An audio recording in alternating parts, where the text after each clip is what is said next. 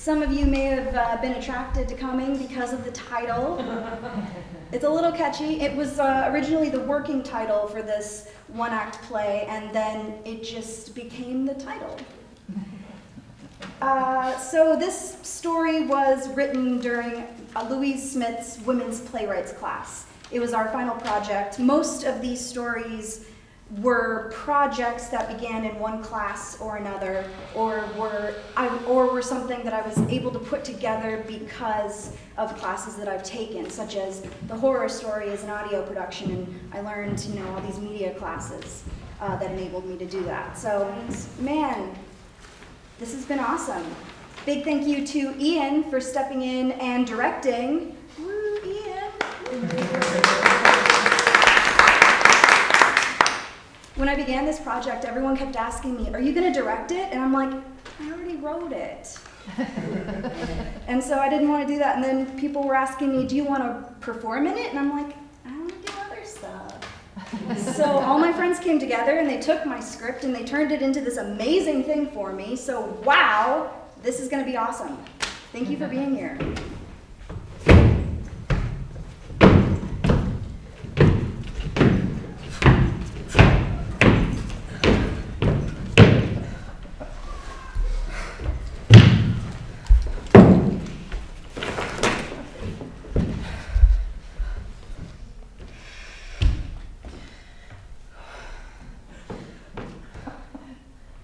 Give me the cell phone.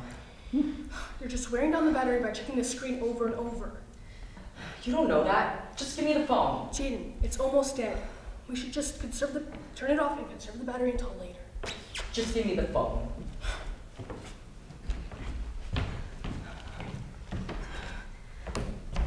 Maybe I can get some bars if I climb a tree or... We tried that already. Remember, we don't need to both break a leg. Where are we? It's been 2 days now. You said that we should find the river, and we did. But you still don't know where we are, do you? I have a general idea. Now we should build a fire. You mean I should build a fire? I can't walk. Look, if you gather some dry branches and some old man's beard, I can help build the fire and keep it going. Wait, Jane, you're taking my phone? Yes, and I might get some reception while I'm walking around. Look, okay, but the battery's gonna last much longer. Focusing on the fire is the best way to send a distress signal.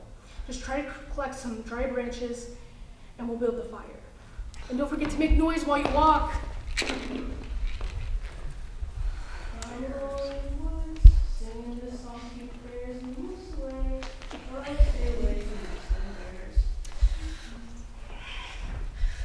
This is not what I signed up for. I didn't sign up for wandering through bare land, talking to myself out loud like a crazy person, so that I won't get fucking eaten. Isn't this crazy? Can you believe how lost we are? How alone we are? Do any of you know what to do? No? I didn't think so. Fucking Skylar. Fuck Alaska. Fuck this fucking state. The fucking mosquitoes. The goddamn bears. The stupid ass moose. And fuck these giant ass mosquitoes. How is this possible? There's satellites and airplanes and cities more populated than this entire state. How is it possible for this kind of wilderness to exist anymore? There are still places in the US that you can't even reach by road. And I'm not talking about islands where, yeah, clearly you can't just drive your car through the ocean to get there. There are places in the North American continent that you can't even access by road. And people actually live there! It's 2019! How is that even possible? I keep thinking that we should ask someone for directions, but then it keeps hitting me that there's no one else out here to ask. Ugh. Can you believe how alone we are? Fucking Skylar.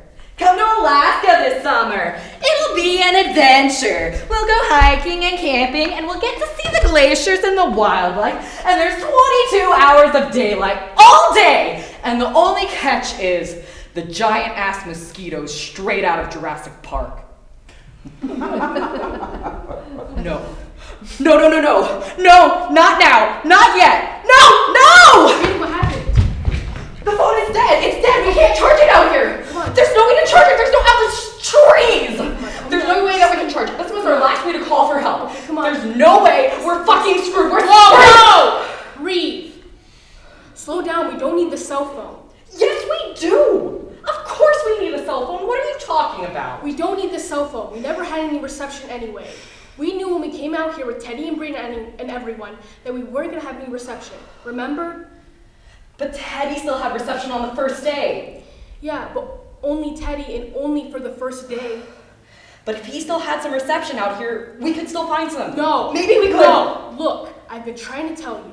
We never had any reception. We both had plans with Verizon, right? Teddy's phone plan was ACS. Verizon doesn't even own their own cell towers in Alaska. Instead, they rent towers from GCI, and GCI's coverage sucks ass. What are we gonna do? We're never gonna be found now. Yes, we will, but we need to build a fire. If we build a fire and make enough smoke, they'll be able to see us from the air further up the valley. I'm sure Teddy and the others have already gone back and called for help. There's got to be a search party already. We just have to send the signal so they know where to look. I got some sticks. Good, that's a good start. Did you get some old man's beard?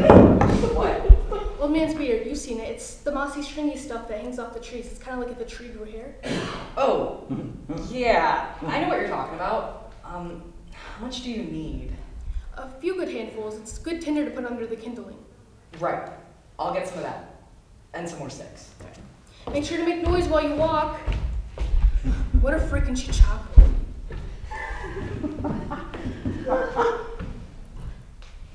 You got this, Skylar. Small goals. Remember? Small goals. That's what keeps you alive. Deep breaths. Take your time. If you can ramble that city mouse chichaco around grizzly country for this long without dying, then you can get to that spot right there, even with a broken leg. Skylar, thank God you remembered that duct tape. You got this. You still remember mountaineering class from elementary school, how to build 4 different snow shelters from high school PE, all 3 stages of hypothermia, which beers are safe to eat. Being lost out here is way, way, way more manageable than that trip you took up to Manhattan.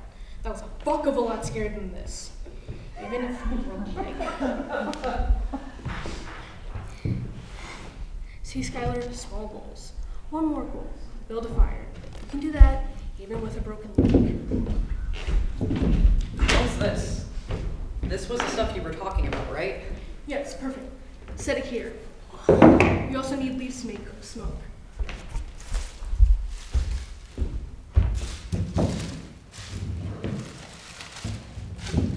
Are you sure this is going to work? Yes, this is what you're supposed to do when you get lost. Can you hand me my backpack? My lighter's still in there.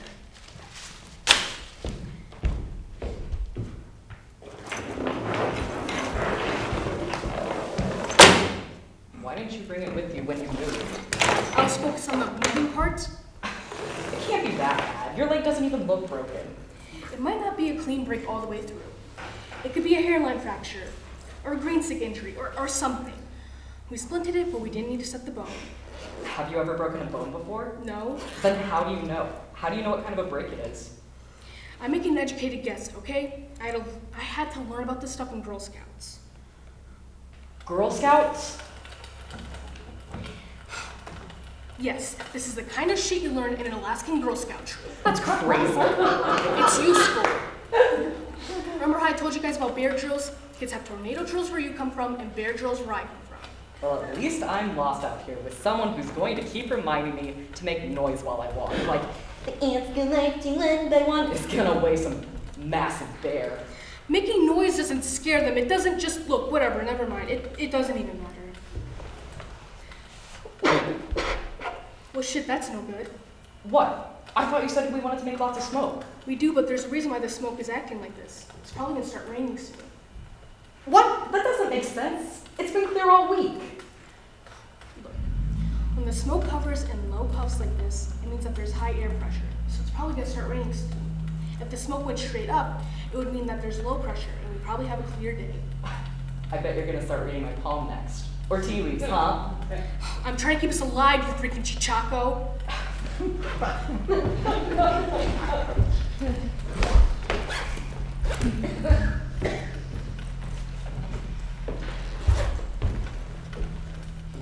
gonna do if the fire goes out? What happens then? We'll keep it going as long as we can, all right? But first, look, you need to change your clothes. Then we'll set up a shelter. I don't have a tent, but I have tarp and paracord. Why should I change? My clothes are fine. I'm comfortable. They're wrong for the weather. Remember what the group talked about when we were packing for the trip? Layers! We were supposed to pack layers and I did that. Cotton. You're wearing nothing but cotton, and flannel isn't waterproof. Cotton is comfortable. Cotton kills. As soon as you get wet, you're gonna catch hypothermia. Fine! Ha! Now that I'm not wearing any cotton, there's no way that I'll catch hypothermia. Come on, you don't have anything else to change into? I don't even know which of my clothes isn't cotton. I cut off all the tags off all my clothes. If you show them to me, I can tell the difference. Here.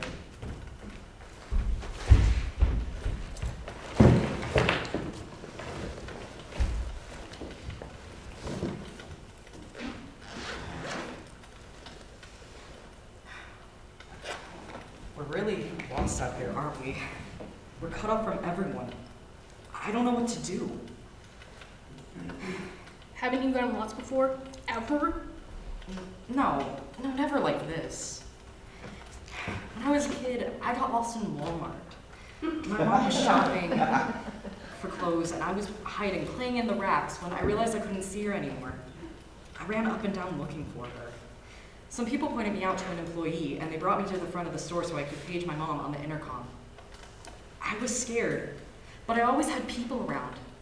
This is different. We're really lost, you know? Really? I don't know. Did you bring a can opener? No. I thought that someone would have one that I could borrow.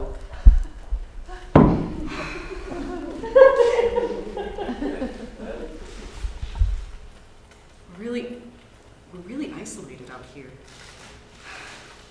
I always thought I could rely on the people around me, but I can't even bum a light off a stranger out here. You always were a people person. Yeah, I guess. I never understood you were so good at that. What? People.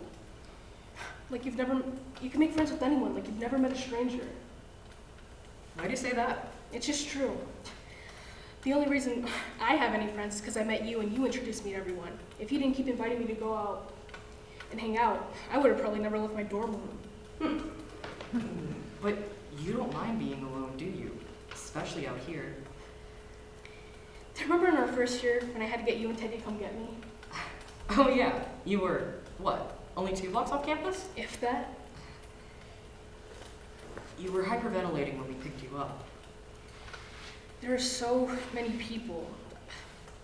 I couldn't tell the streets apart. People kept trying to talk to me, trying to give me directions, but I couldn't understand them. Like they were speaking gibberish. Like I couldn't understand English anymore. I'm better now, but I guess people still scare me more than bears.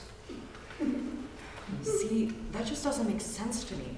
I mean, people are so important. Other people are what matter in life. Those connections. My parents, my friends.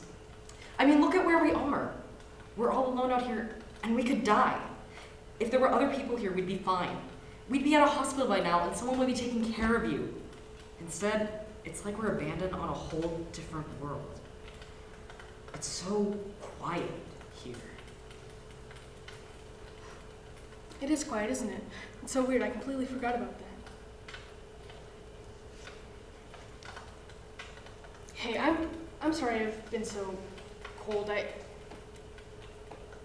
This isn't your fault. I know that, and I hope you know that. Thank you. I appreciate it. I know I haven't been very nice either. I'm just scared. I know, me too. You know, it's nice to know that you're really not fearless. I mean, when you splinted your own leg. You helped. Yeah, but you had a broken leg, and you made a splint out of duct tape. I mean, who does that? Girl Scouts, I'm telling you. I couldn't have done it. You have your strengths too. I'm sorry I called you Chichaco. Yeah, what does that even mean? It's an unkind word for someone who's new to Alaska or Northwest Canada. It's like calling you a greenhorn or a noob. Got it. It's a weird word. You think that's strange? Have you ever heard of an Usik? Okay, I'll bite. What's an Usik? that up! I swear it's a real thing. People wear them on jewelry. That's just gross! You know, when we get out of here, we can give one to Brina without telling her what it really is. Oh, that's good. Deal. As soon as we get out of here. Hey, are you hungry?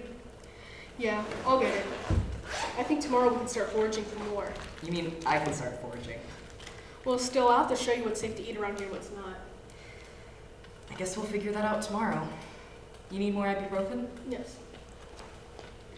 Here, don't take more than 2. Thank you. Sure thing. I'll start putting up the tarp in a few minutes.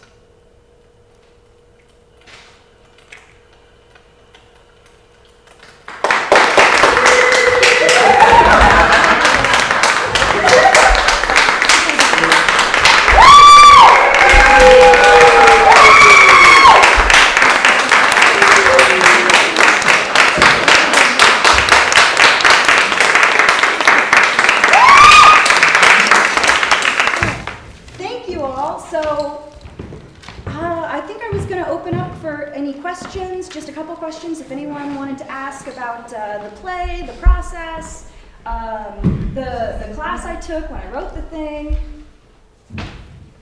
No? Alrighty. What's an stick?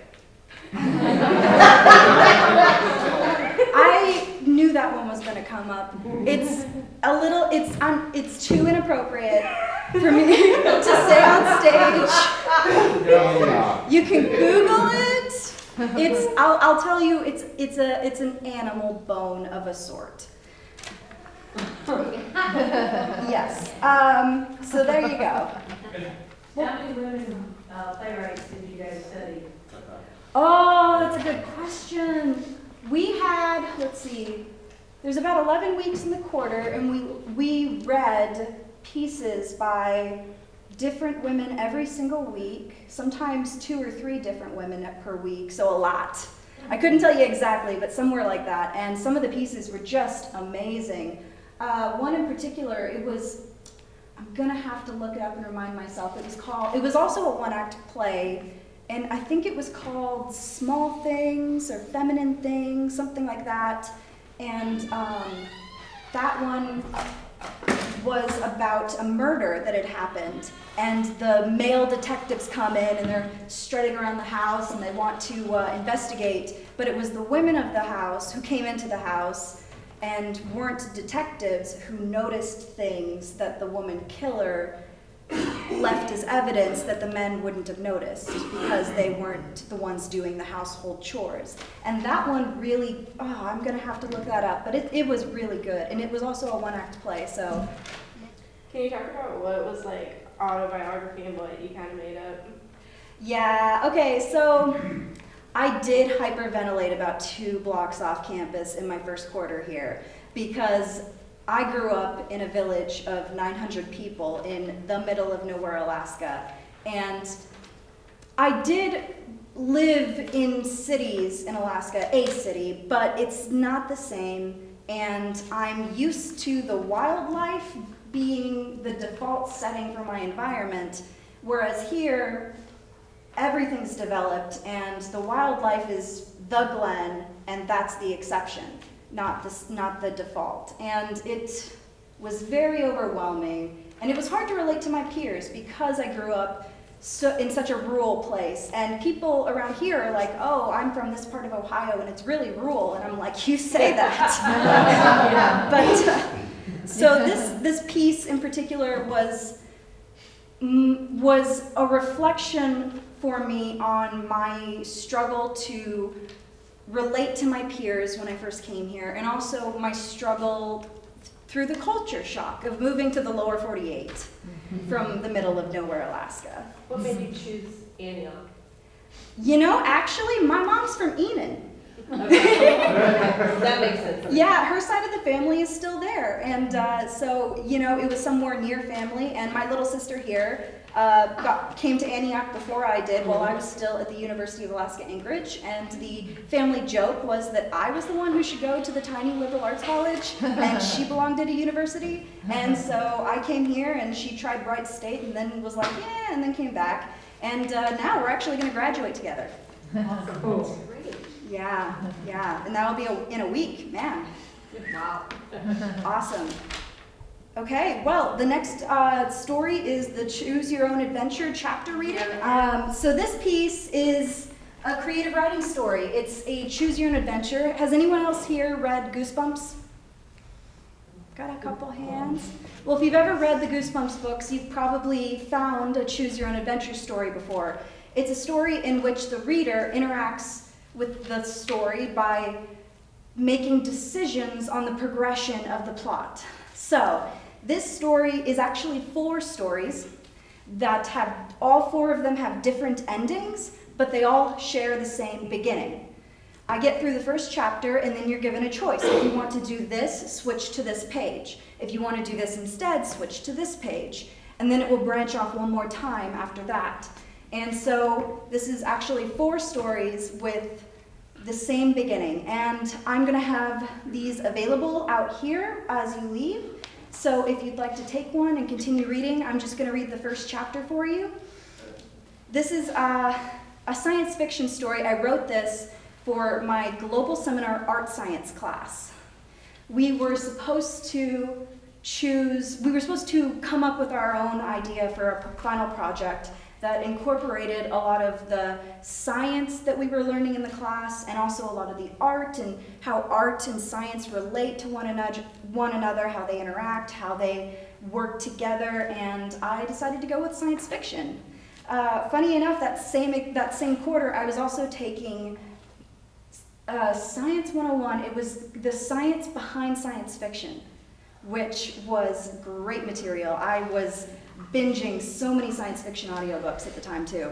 So, without further ado, Choose Your Own Antioch Adventure.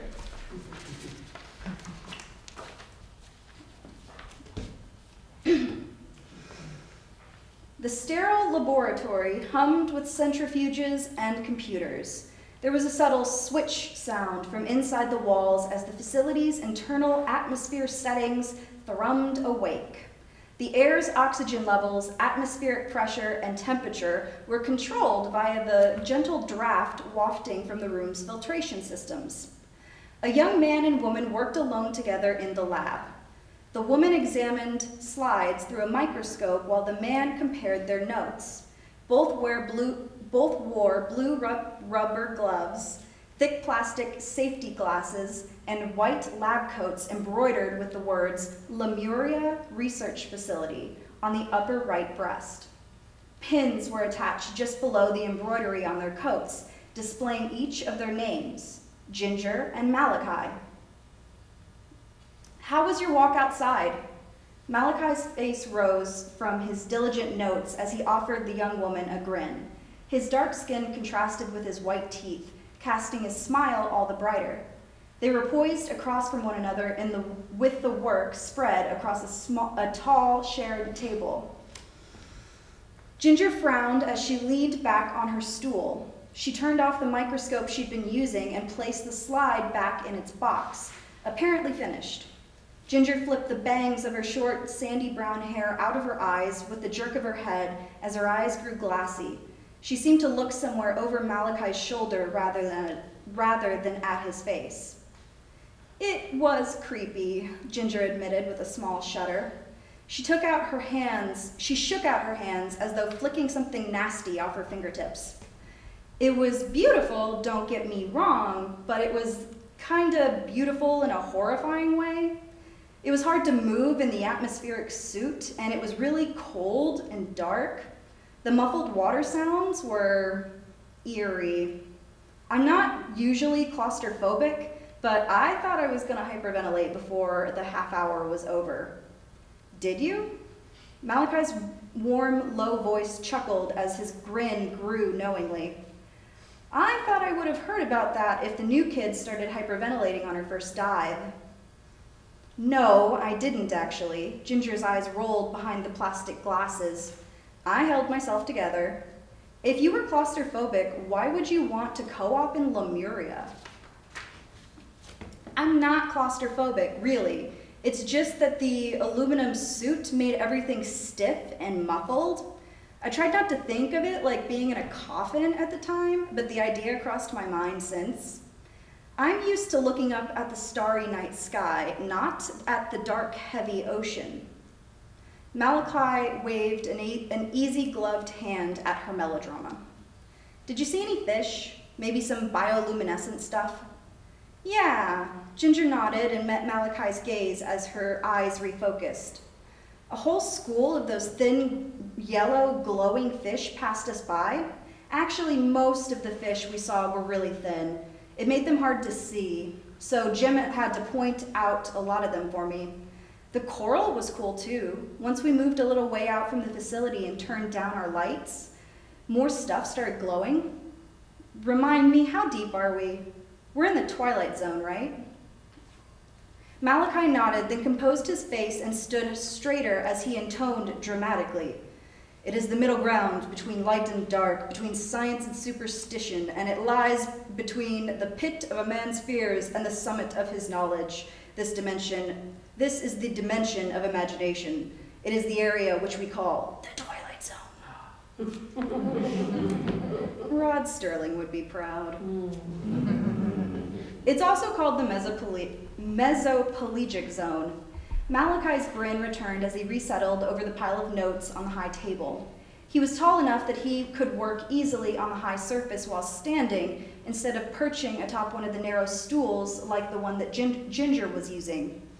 We're about 300 meters down. Did you get a chance to look up this part of the ocean before you got here?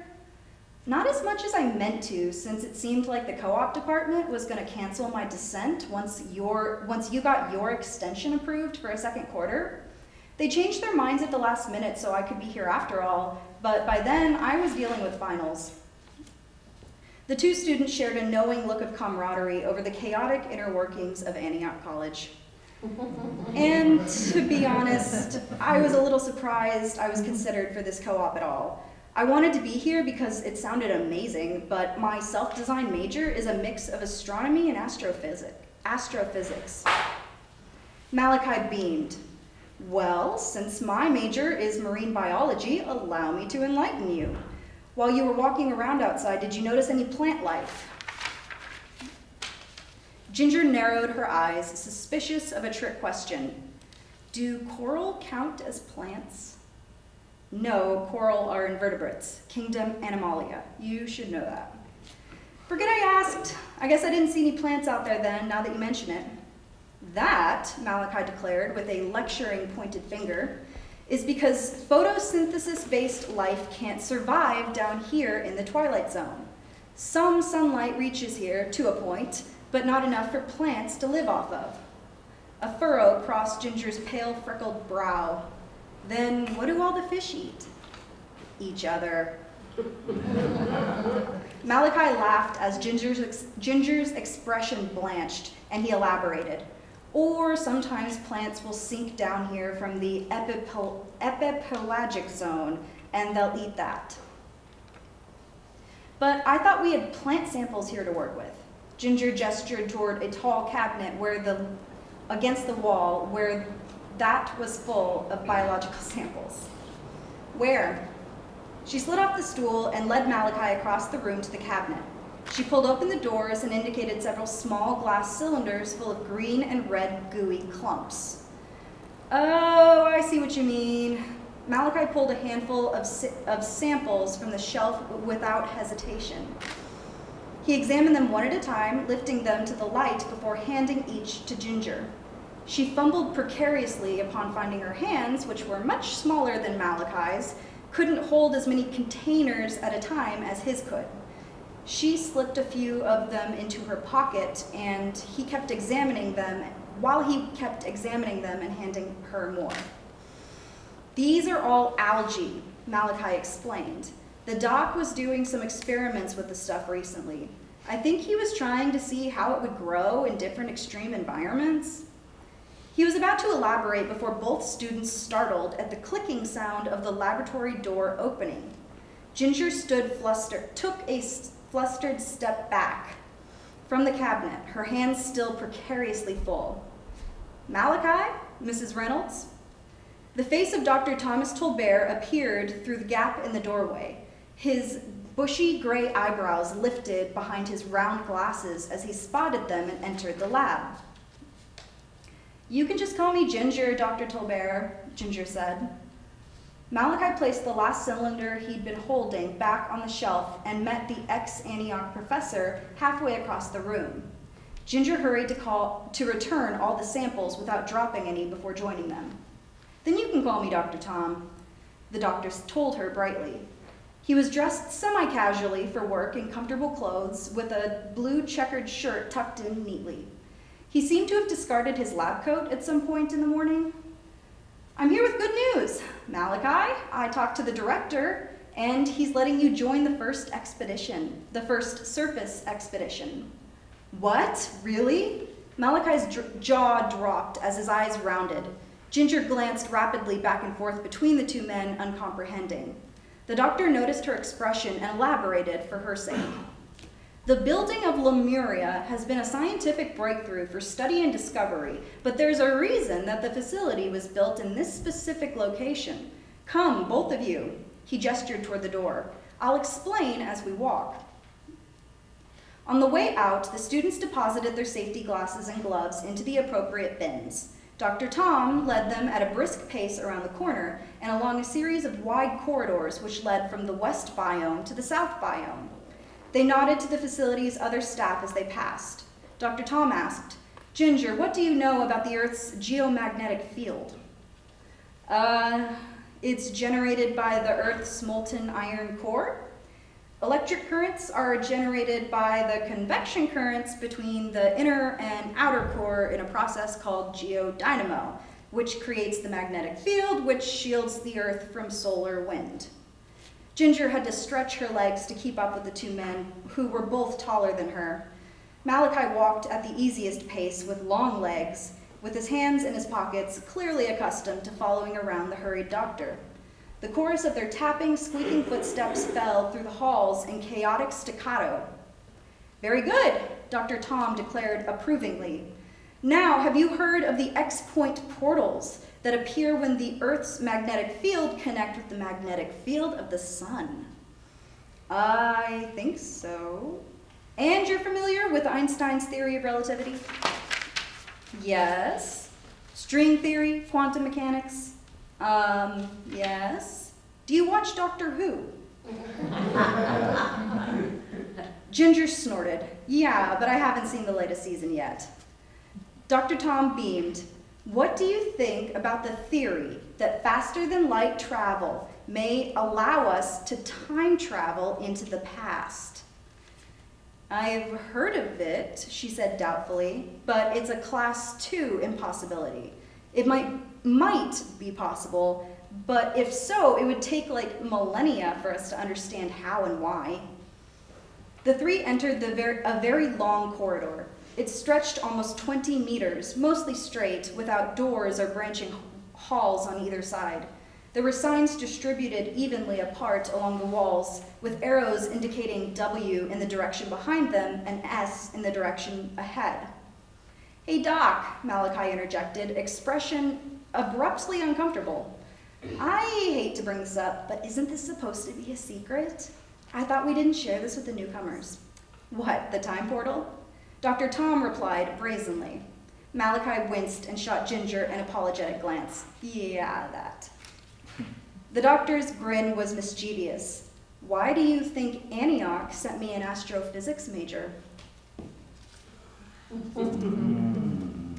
Malachi was laughing outright at Ginger's skeptical disbelief by the time they entered the restricted zone of the South Biome. Malachi and Dr. Tom had taken turns explaining the condensed science, mechanics, and compiled evidence of the time portal's existence. She still hadn't been entirely persuaded that they weren't attempting to prank her when they passed through a series of compression chambers with thick metal doors that slid sideways to open and then sealed with automatic firmness behind them. Finally, they entered a great open cavern of a room with a ramp that descended into a square patch of the ocean. The water was dark and mostly empty aside from a few submarine-type vessels which bobbed in a neat line near the ramp. A team was preparing 2 of those vessels with equipment and supplies for an expedition. Dr. Tom turned to the students before they could proceed any further. "Before we meet the director in the control room, I must clarify some things," he said gravely. Malachi seemed to quiver with suppressed glee. Ginger's eyes were unblinking as she listened attentively. "First, the time portal is real," the doctor said. "We started by sending equipment and sensors through it and back, and later we sent 3 different expedition teams in the ultra-deep pod vessels. Everyone who has traveled through the portal has returned safely. We've even recorded sea life traveling to and from the portal in the open ocean.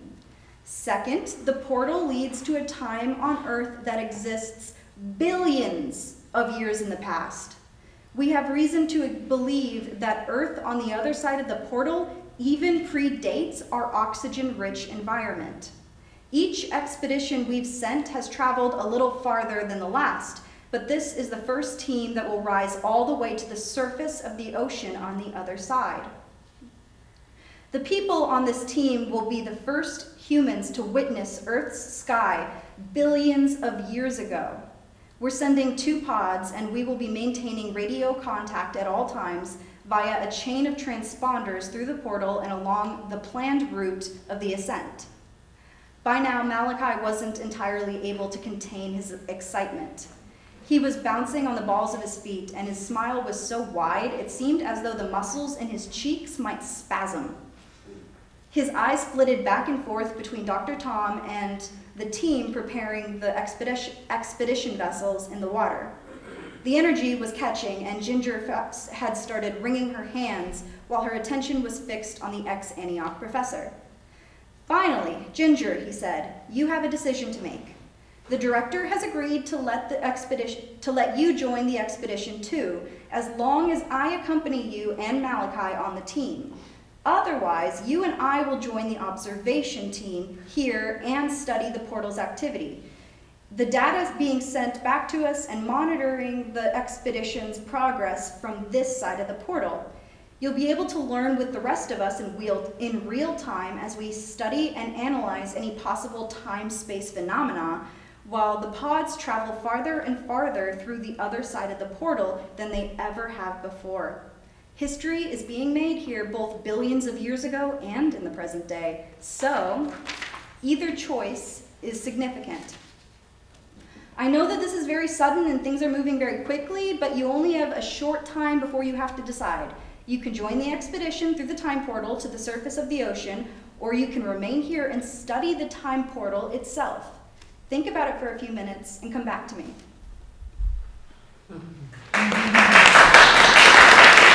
Thank you all for listening. Do we have any questions about this one? And I can't see very well, so... Oh, there you are. What was your inspiration to write this one? Well, like I said, I was binging an awful lot of audiobooks. But also the science behind science fiction class was just so much fun. It really was. And when I joined the class, I expected us to be examining science fiction books a lot more, but we mostly analyzed movies and TV shows, which, you know, I'm cool with too. I'm a huge Doctor Who fan. So I've always been a fan of science fiction, and that class was really helpful to me. The line in here, a class 2 impossibility, I forget the title of the book now, but one of the books we used for the class covered 3 different levels of impossibility. The first level means that it's impossible right now, but we know that it could be possible in the near future if we advance certain technologies. Level 2 impossibility means it might be possible theoretically, but yeah, it would take millennia for us to know for sure. And class 3 is just straight up impossible. Just, you know, giant sandworms emerging or whatever on the earth. You know, like just total not gonna happen, it's fiction. So, another question? So how do you balance the actual science behind the fiction and like the fictional elements? Yeah, that took some tinkering. So I don't think I mentioned before, I did say this was my project for my global seminar arts final, but I didn't say that I only had 8 weeks to write it.